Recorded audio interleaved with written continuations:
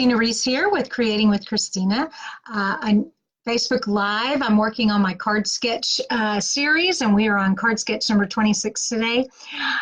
My husband's birthday's today, so I need to make him a birthday card.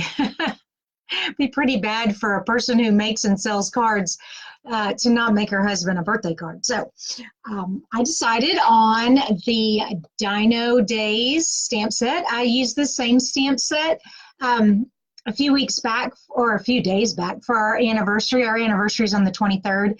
His birthday's on the 31st. And I just love this stamp set, so I'm going to use that.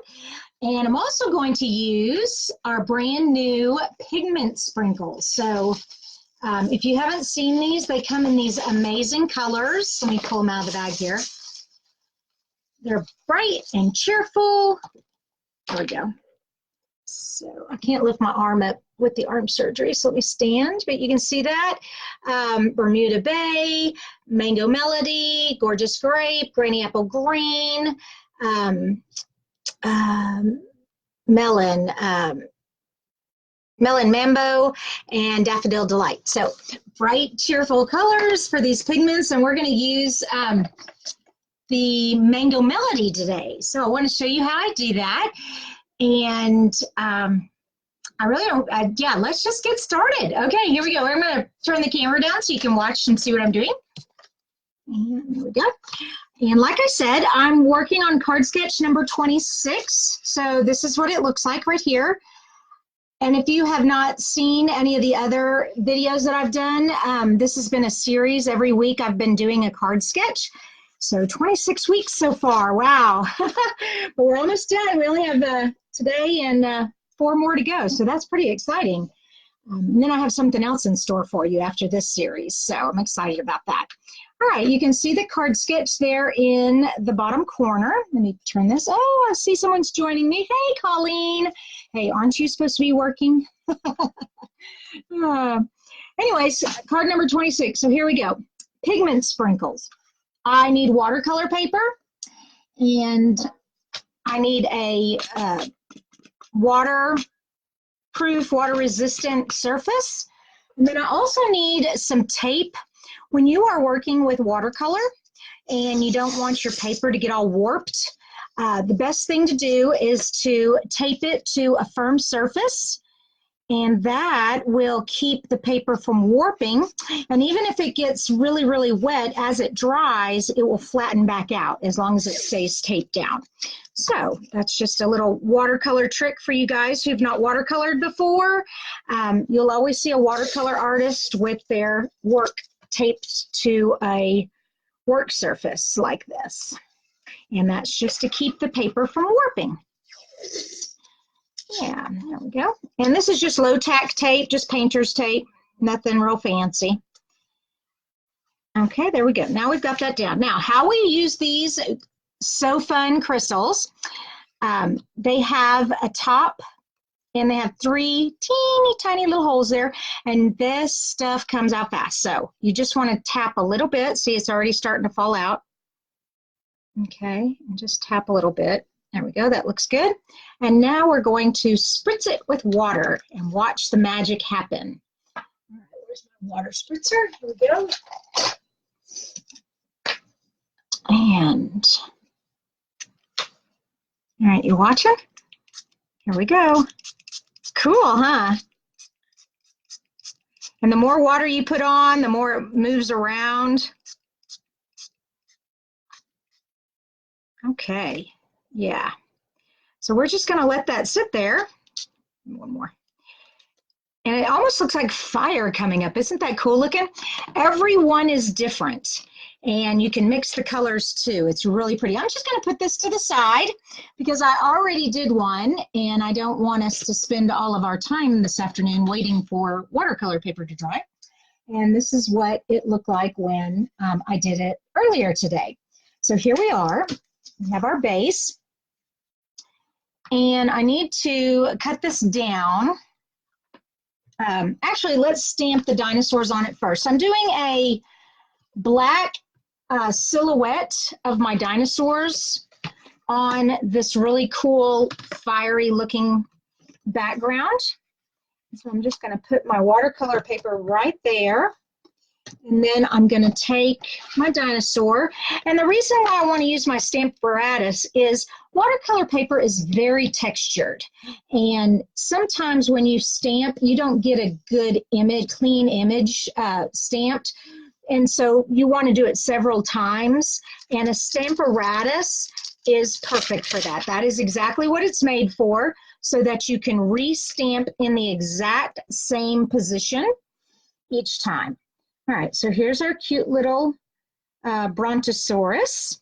And then I'm also going to get the cute little pterodactyl. All right, and we'll have him flying over here. All right, I like that. And we'll close it and make sure it's down in the corner. Close it and pick him up.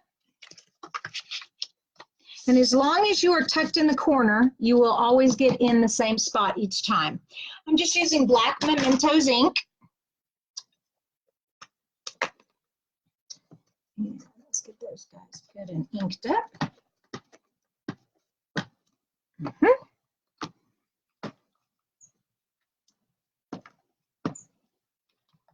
There. Oh, now we got a really good image there. Wow. I might get a little bit more down here on my Brontosaurus. Long neck. You guys who watch Land Before Time. There we go. Oh, yeah, that looks great. Okay, so we have that. And I just want to clean off my stamps using my Stampin' Chamois. And this is just a magic sponge. It just has water on it, and it just picks that ink up, and it sticks to the sponge, and then it doesn't come off the sponge. Well, it looks like I got my hand in the ink pad, though. Okay, now that's all cleaned off. Now that I have my image, I want to trim my dinosaurs down. And this, like I said, I don't usually, I don't put on the card sketch book, and you all can get a copy of this. There's a link in the description. But on the book, I don't put the actual dimensions here because card sketches aren't necessarily to be done exactly like the picture. They're a jumping off point. So basically what this card sketch is telling you is that we have a square here, and then we have either an image or a sentiment. You know, it could be anything there. And then maybe a ribbon or some string or another piece of paper there. It's just a jumping off point. So that's the idea. Now, last fall, I made this one, and we had a big, beautiful floral distinctive stamp, and I stamped it a few times on there and kind of made like designer serious paper. And then I put a sentiment there. So that's how I did last fall's card. This time we're going to do it a little different, not too much, but just a little bit different. I need a cutter. I've got my little cutting pad here, and I'm going to cut this at 3. Oh, I think I have it at 3.5. I can't quite remember. Let me trim down. I know it's right next to the Brontosaurus's. Yes. Yeah, because that's 3, so that's too small. So it's 3.5. All right, so just, whoopsie, I forgot when you gotta hold this part down. There we go. And 3.5 is right there. Okay, so now I have my 3.5-inch square. I'm going to use our new in color. I see I have another person here. Who else is with us? Aha, Debbie. How are you, Debbie? Very nice to see you. And it looks like I've got some comments, but they're not showing up. There they are. Oh, yes. Hello, hello. Multitasking, Colleen. Yes, you are. And Debbie's from North Carolina. Hello, Debbie. It's very nice to have you with me. All right, so I'm using the new in color Pretty Peacock for my background, but background cards, card bases, I'll either stamp on them or do something else. And today what I want to do is stamp some, let's see, I've got I've got palm trees I could stamp. I've got dots. I've got little mountainy things. Oh, I've got little footprints. Those would be cute. Okay, here's these cute little footprints. We will footprint all over the background. There we go. Living on the fly. There we go. And we just do it in black since we have a dark card base. Here we go. And we're just going to walk our little, well, I'm going to have him walk this way. Walk our little dinosaur feet. Oh my gosh, how precious. Okay. And here we go. Whoops. There we go. They almost look like leaves instead of dinosaur feet.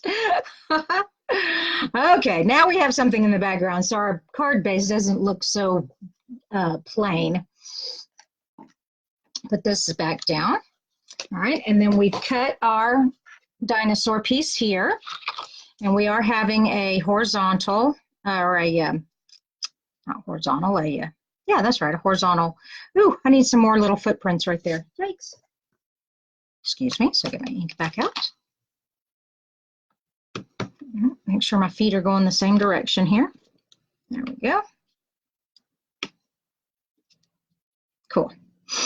Okay, now let me see. Oh, still need just a few more here. Kind of go in between. There we go. All right, that should be good. Okay, so watercolor paper is thick, very thick, and so you either want to use dimensionals to hold it down or glue. Okay, your tape snail is not going to hold it down. So we're going to use glue in this case.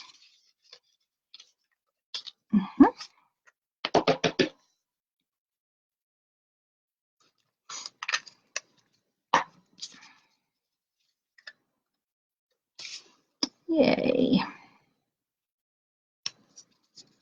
And just hold that for a sec while the glue kind of sticks. There we go. All right.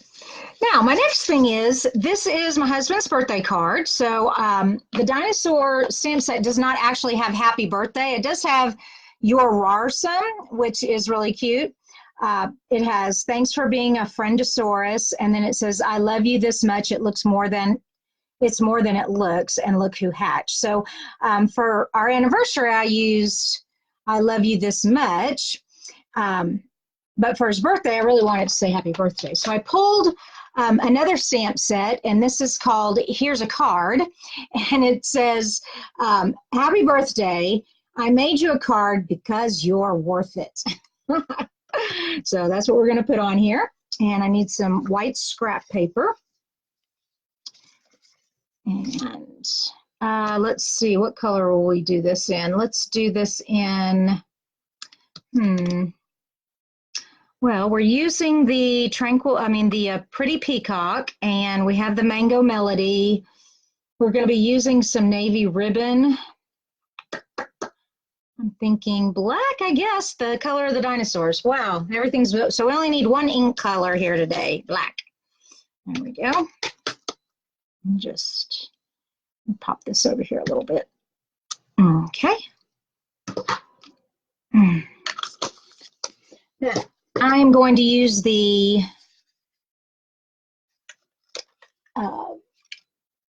pretty label punch. That's what this is called, Pretty Label Punch. And we just stick that in there, line up our birthday. Oh, you know what? No, that's good. It's perfect. Yeah, I'm going to stick some little embellishments on there. I was going to stamp on it, but I decided no, we're just going to do.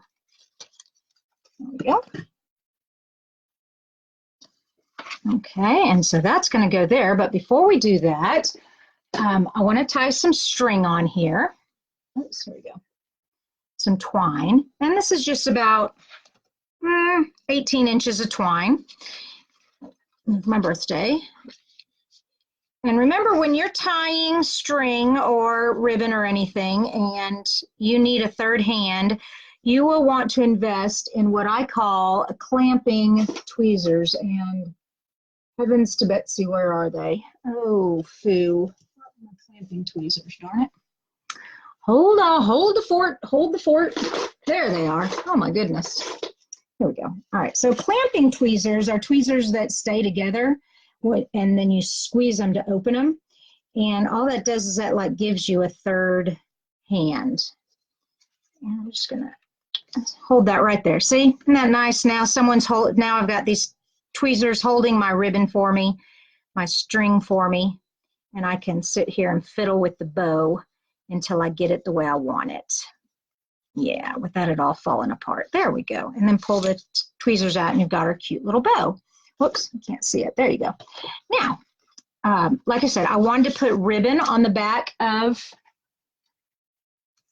my little cloud thing here. And the way I do ribbon is I just tape it across, wrap it back, go through the center, wrap it back, and I'm going to cut it about right there. So let me get my snips.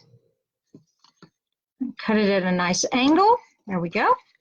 Now I just take some snail and I put it on the back of whatever I'm putting my ribbon on. There we go. And so now I have it measured out and I want it to be even on both sides. So I'm just going to center it, kind of eyeball it there and center it. And then I'm going to loop both sides back over. So like that. And then like that. And just stick it to the adhesive there. And so then we have this ribbon back behind the cloud. Now this is going to pop up on dimensionals. So let me grab some dimensionals here. Okay. Please tell me I'm not out. Well, I have some leftover edges of this dimensional paper here. I'm just going to use that. That will work. Okay. So we'll put that there. And is that going to be too long? That'll be fine. And this one right there. Okay. So yeah, you never want to throw away the edge of your dimensional packet because it's still usable. And it's really good when you want to put a big, large piece down. You can use, you know, just take this off of here and stick it on the back of a large piece that you want to pop up on dimensionals. Okay. I already got the stickiness off of there, and there's the birthday. I'll get that little bow out of the way. Okay. I'll bring this down a bit. There we go. Perfect. Okay. So almost done.